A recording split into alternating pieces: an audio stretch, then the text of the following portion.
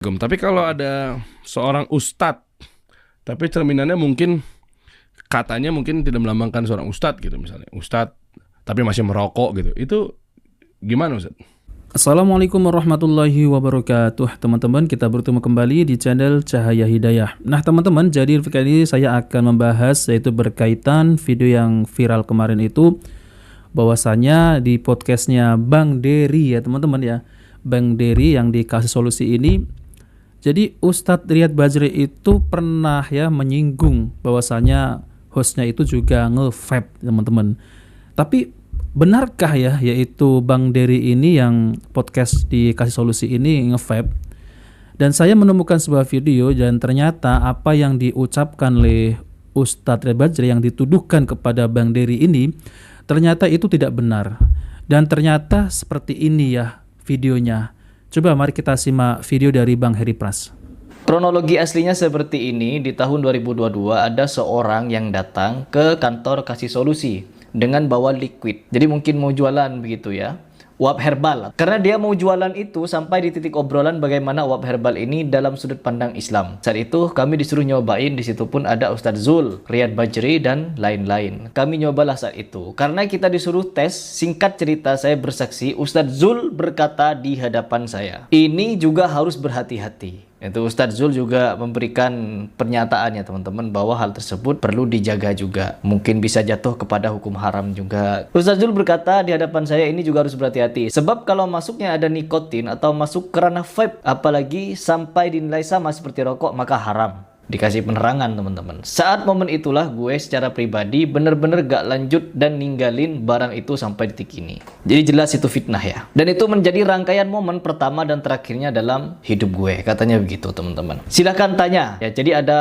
bukti di sini ya teman-teman. Silahkan tanya kepada salah satu orang yang beliau tag. Karena dia saksinya dari zaman waktu nyobain sampai hari ini dia tidak pernah nge-vape lagi. Dan tidak merokok. Jika diperlukan cek CCTV kantor. Jadi memberikan berbagai macam narasi dari Mas Diryansyah untuk membuktikan bahwa dirinya bukan apa yang dituduhkan oleh Riyad Bajri. Jadi di sini jelas teman-teman, seperti yang saya sampaikan tadi, berusaha untuk mencari pegangan ketika terseret arus banjir. Ya, di sini kita masih beranggapan siapa yang benar, siapa yang salah, bahwa di sini apa yang kita bisa saksikan bersama, melihat dari gimmick Riyad Bajri, melihat dari penjelasan Diryansyah, kita bisa tahu di sini teman-teman bahwa memang ada penggiringan. Entah siapa yang benar dan salah di sini, wallahu a'lam bishawab, karena mereka semua ya tetap saudara kita. Namun di sini apabila ada fitnah, ada pernyataan kesaksian yang sedemikian rupa, ya kita tidak langsung memakannya mentah-mentah teman-teman. Kita harus mencari tahu kebenarannya juga. Tidak boleh ujuk-ujuk begini begitu. No, apalagi sampai bersaksi seperti ini. Jadi di sini sudah jelas ya, Mas Diryansyah ini dalam kesaksiannya secara terbuka bahwa Mas Diryansyah ini bukanlah orang yang mengkonsumsi vape atau mengkonsumsi rokok. Itu kesaksian dari beliau. Dan saya pun tidak mau membela Diryansyah ya teman-teman. Tetapi selama kesaksian ini bisa dipertanggungjawabkan, maka saya mengajak kalian untuk mempertimbangkan. Kalian lebih percaya kepada Mas Diryansyah atau kepada Pak Riyad Bajri? Silahkan dipikir. Karena mereka dulu memang temenan ya. Riyad Bajri juga pernah datang ke podcast Kasih Solusi, dan begitu pun juga demikian kata Riyad Bajri. Diryansyah juga pernah datang ke kajiannya Riyad Bajri. Jadi closing statement dari Diryansyah, satu lagi, kalau dipikir-pikir pinter bisa lidah ya orang itu. Ya Allah. Dan di closing statementnya dia menyatakan, jika orang itu tidak minta maaf secara pribadi atas berita dusta yang dia sebarkan yang bikin menggiring opini kalau Diryansyah nge-vape, maka permasalahan ini akan dibawa ke akhirat nanti. Nah teman-teman yang dimuliakan oleh Allah Subhanahu Wa Taala, jadi seperti itu ya kronologinya tentang terkait masalah yaitu hostnya kasih solusi. Bahwasanya yang kemarin itu yang video Ustadz Riyad Bajri itu mengatakan bahwasanya hostnya kasih solusi juga nge-vape.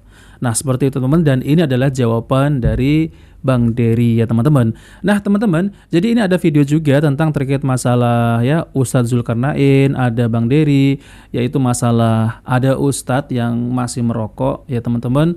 Seperti apa videonya? Coba mari kita simak video lengkapnya. Tapi kalau ada seorang ustadz, tapi cerminannya mungkin katanya mungkin tidak melambangkan seorang ustadz gitu, misalnya ustadz tapi masih merokok gitu, itu gimana Ustadz? Ini Apapun lah, siapapun.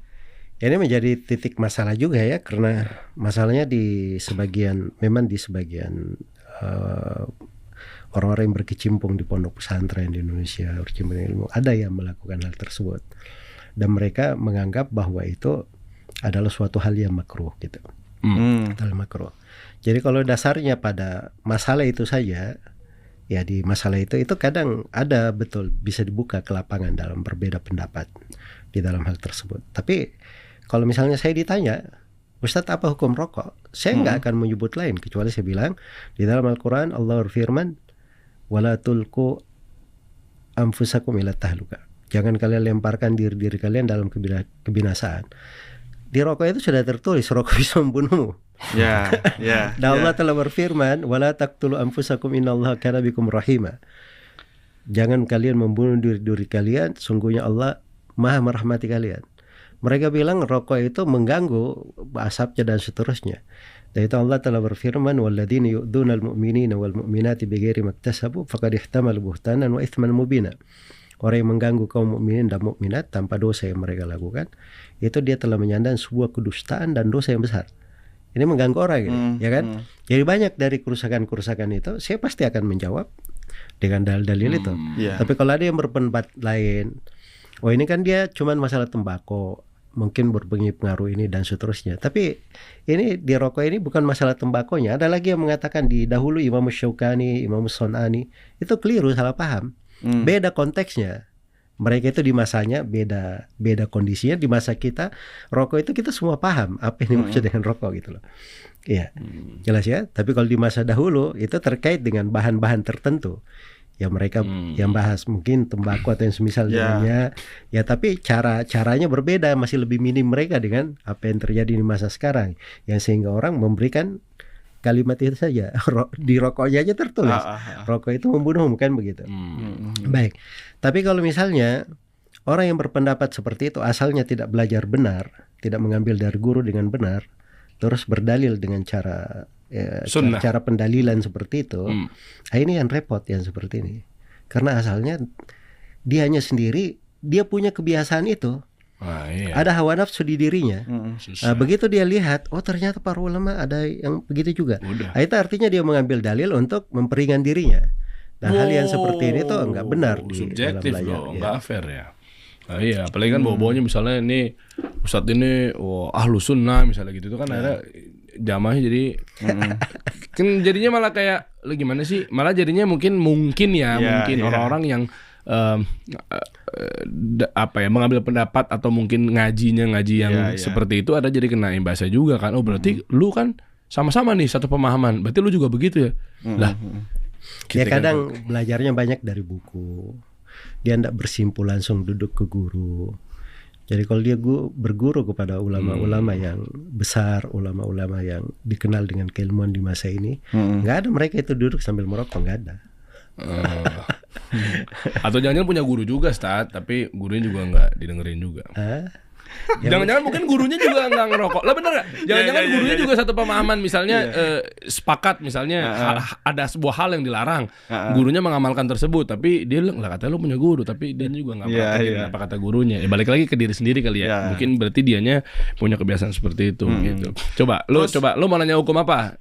Nah teman-teman yang dimuliakan Allah Subhanahu wa Ta'ala, jadi itulah ya video tentang berkaitan Ustadz Riyad Bajri, yang dimana Ustadz Riyad Bajri ini menghalalkan rokok. Dan ternyata ya saya kalau mendengar yaitu penjelasan dari Ustadz Zulkarnain Muhammad Sunusi ya, itu penjelasannya sangat adem ya teman-teman. Jadi tidak melotot-lotot ataupun ya ngegas marah-marah gitu teman-teman.